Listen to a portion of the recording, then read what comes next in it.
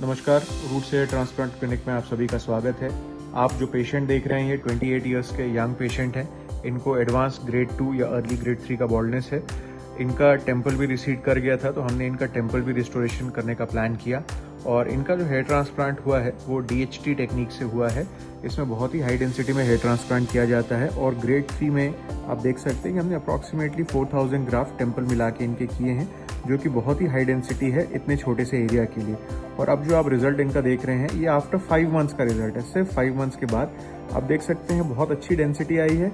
And the best part is कि 5 months में result complete भी नहीं होता है। आपको फाइनल रिजल्ट मिलेगा अप्रॉक्सीमेटली 8 मंथ्स में, लेकिन 5 मंथ्स में रिजल्ट इतना अच्छा अवेलेबल है जैसा कि इनके हेयर लॉस कभी था ही नहीं, ऐसा लगे। ऐसे ही हाई डेंसिटी हेयर ट्रांसप्लांट के लिए आप roots hair transplant clinic Raipur and Jagdalpur visit कर सकते हैं। Thank you.